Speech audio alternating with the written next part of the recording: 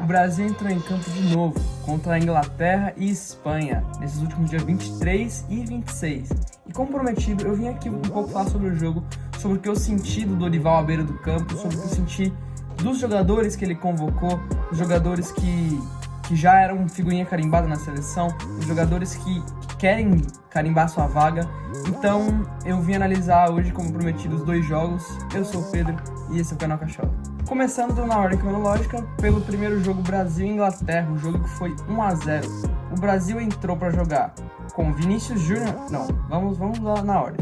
Bento no gol, Danilo na lateral direita, Fabrício Bruno e Beraldo fechando a zaga, Wendel na lateral esquerda, João Gomes como volante, Bruno Guimarães, Lucas Paquetá, que jogou muito bem os dois jogos, Rafinha, Vini Júnior na esquerda e Rodrigo mais centralizado. Você viu o Rodrigo vindo buscar muito essa bola lá no meio de campo, vindo buscar no pé do João Gomes, vindo buscar no pé do Paquetá. E é uma coisa que eu falei no vídeo da convocação, que eu acho que o Rodrigo faz muito bem e que faria muito bem também se mantesse essa posição. O ruim é achar um camisa 9 de ofício. Temos o Yuri Alberto, mas o Dorival não quis convocar, né? Mas o ruim é achar um camisa 9 que esteja ali presente na área, que chega para cabecear, que chuta com as duas pernas. O Rodrigo consegue fazer isso muito bem, mas para mim a função primordial dele é vir buscar essa bola ali no meio campo, sair jogando, toca para as pontas. Mas a gente viu no Brasil e Inglaterra um jogo muito movimentado. Tudo bem que o Brasil tinha alguns desfalques, a Inglaterra tinha vários desfalques também, o Arnold, o Harry Kane, dentre diversos outros, mas mesmo assim o Walker também, lateral direito, se machucou no começo do primeiro tempo. Então foi um jogo bem movimentado, mas acho que a gente esperava um pouco mais. O Brasil perdeu umas 4 oportunidades com o Vini Júnior também, que o Walker salvou na frente do gol. O Paquetá também perdeu uma oportunidade. Então o Brasil conseguiu desempenhar um bom futebol, vinha mostrando para que veio. O Brasil conseguiu sair tocando muito bem a bola, a Inglaterra também saiu tocando muito bem. Foi um jogo bem movimentado, mesmo um placar magro, 1-0, foi um jogo bem movimentado. E ainda falando desse placar magro, vem a parte principal, o gol do Endrick que fez seu primeiro gol agora pela Inglaterra, pela seleção brasileira, no jogo contra a Inglaterra, bem no dia em que estreava Ronaldo Fenômeno, há anos atrás. Então, isso é uma marca muito importante pro garoto, que daqui a pouco vai estar aqui, no Real Madrid. E fazer um gol contra a Inglaterra, que é a mãe do futebol, entre aspas, né? É uma coisa muito importante, um gol que representa a estrela, representa onde que tem que estar ele. Ele estava no lugar certo, na hora certa para fazer esse gol, no rebote do chute do Vini Júnior. Então, isso é uma coisa muito importante a se ressaltar. Ainda sobre o jogo contra a Inglaterra, alguns jogadores vieram do banco e desempenharam um bom futebol também. O Bremer foi um deles, Douglas Luiz, que eu já falei várias vezes, que é um bom jogador. Ah, Douglas Luiz? Desculpa, o Douglas Luiz que joga no Aston Villa? Você tá de brincadeira? Quem é você perto de mim, cara? Se eu sou o palhaço da televisão, você joga bola, irmão? Douglas Luiz, pra mim, joga muito bem no Aston Villa, tanto primeiro como segundo volante. A saída de bola dele lá no sufoco, acho que no fim do jogo, no sufoco, que ele deu uma cavadinha assim pra sair jogando, foi uma coisa que vale se ressaltar, vale prestar atenção mais nele. O Andreas Pereira também, que vem bem no Fulham. O Savinho, que eu já falei em um outro vídeo falando do Girona. O Endrick, que dispensa comentários, já falei dele. E o Pablo Maia, que mesmo tendo pouco tempo em campo, jogou bem. Gostei de como o Pablo Maia chegou, além do Beraldo, outro cria do São Paulo. Jogou bem pra caramba. João Gomes jogou muito bem. Tava em todo lugar, João Gomes tava em todo lugar. O Bruno Guimarães fez o básico. Mas aí isso eu vou falar um pouco mais pra frente. Agora partindo pro jogo Brasil e Espanha. Partindo pro assalto em Madrid, quer dizer, Brasil e Espanha, o jogo terminou em 3-3. Um jogo muito mais movimentado. Só que no começo desse primeiro tempo, no começo desse jogo, só dava Espanha. A Espanha dominou muito o jogo. Tanto que no começo arrumou um pênalti meio mandrake, assim, 2 pênaltis na verdade.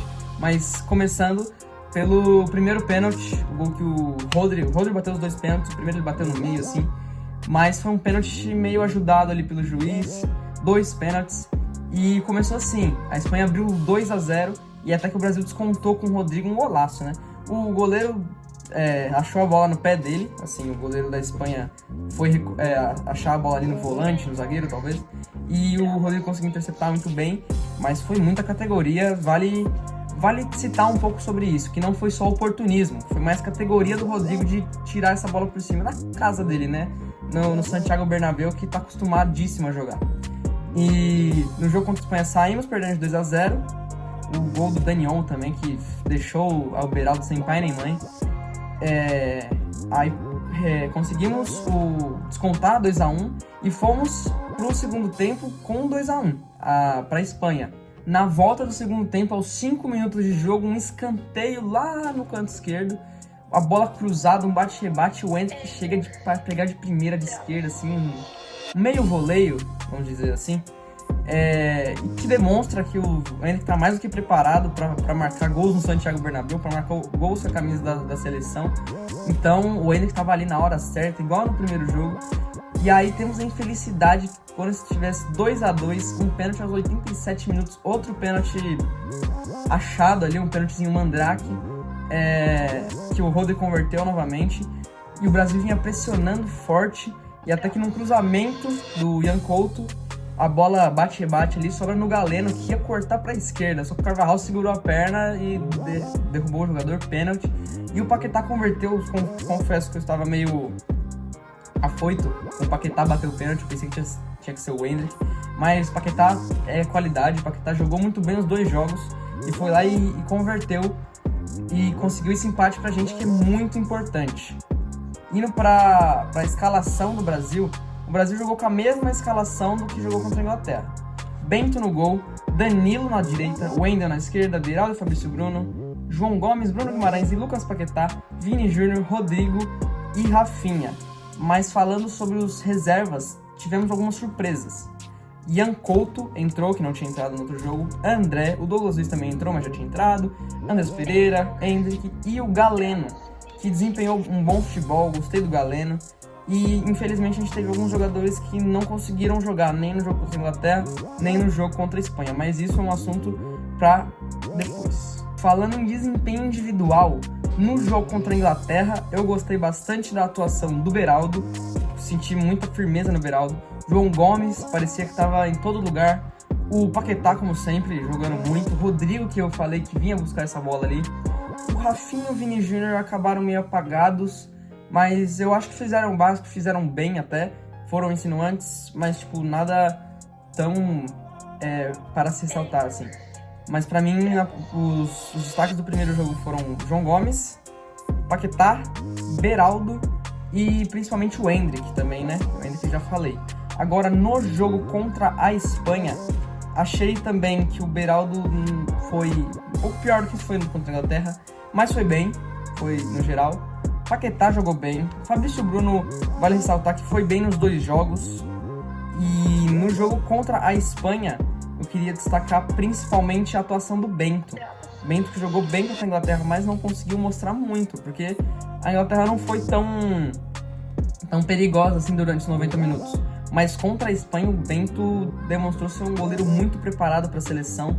Além dele, o Ian Couto, que já tinha partidas pela seleção, jogou bem também. O Galeno, que eu já destaquei, entre muitos outros.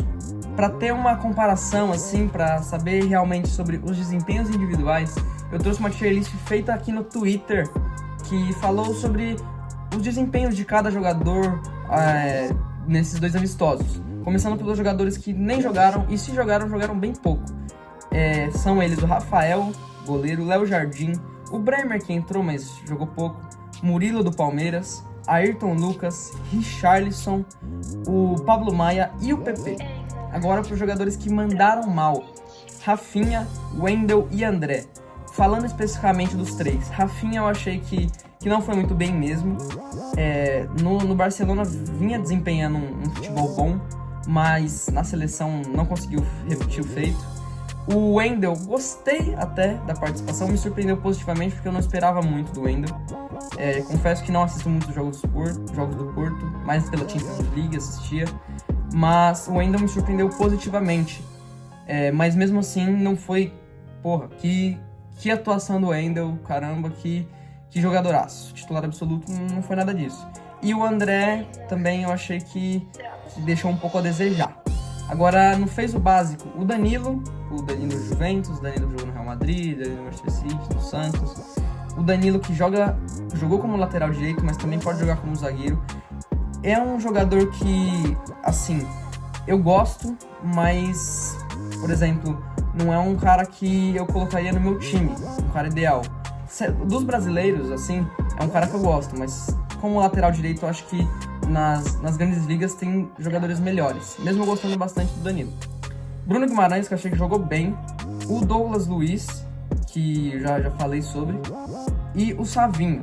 Agora no Tem Potencial, temos aqui o Beraldo, o Ian Couto, o João Gomes, Andreas Pereira, o Galeno e o Dorival. Colocaram o Dorival no Tem Potencial porque foi bem pouco visto à frente da seleção. Mas sobre os jogadores citados aqui, o Beraldo eu gostei muito. O Beraldo ele tem uma chegada no jogo contra a Espanha, que ele chega na frente da área, assim, ele vem costurando, chega na frente da área e passa a bola dele, ele chuta a bola, passa do lado da trave, assim, passa bem pertinho. Agora o João Gomes, Andreas, quem mais? O Galeno eu gostei bastante. Esses todos os jogadores, pra mim, têm potencial e em 2026 vão ser figurinhas carimbadas na Copa do Mundo. Os titulares absolutos, Rodrigo, obviamente, o Vini Júnior, que mesmo não desempenhando todo o futebol que ele mostra lá pelo Real Madrid, jogou bem pra caramba, e o Paquetá, que pra mim foi um dos destaques desses dois amistosos. E realmente os destaques, Fabrício Bruno, Endrick e Bento. Pra mim o Paquetá poderia estar naquela parte dos destaques, mas como já vem sendo convocado há um bom tempo, já não é mais promessa, ele já é realidade desde uns 3 anos, assim, 2021, 2022, aqueles jogos estrondosos dele pelo Lyon, que ele estourou realmente. E pra mim, Fabrício Bruno, Endrick e Bento mostraram pra que vieram. Bento pode ser figurinha carimbada agora no lugar do Alisson, que não vinha muito bem, vinha bastante criticado. O Endrick, muito bem, dispensa comentários. Fabrício Bruno, mesmo que não seja tão perceptível, um zagueiro que você fala, caramba, como jogou bem esse cara. É mais perceptível nos meio-campos, nos pontas, nos atacantes, mas o Fabrício Bruno realmente desempenhou bem. E a boatos que quando chegou em casa esvaziou o bolso, tinha lá o celular dele, a chave do carro, a carteira e o Oli Watkins. Então esse basicamente foi um panorama dos jogos das amistosos da seleção brasileira. Lembrando que o Brasil ainda enfrenta México e Estados Unidos, mas lá para junho, e logo após vem a Copa América, que é realmente o desafio que o Brasil tem esse ano. Então, mais pra frente, posso falar um pouco sobre esses jogos, quando passar a Copa América. Posso comentar das futuras convocações do Dorival. Então, esse é o vídeo. Falou!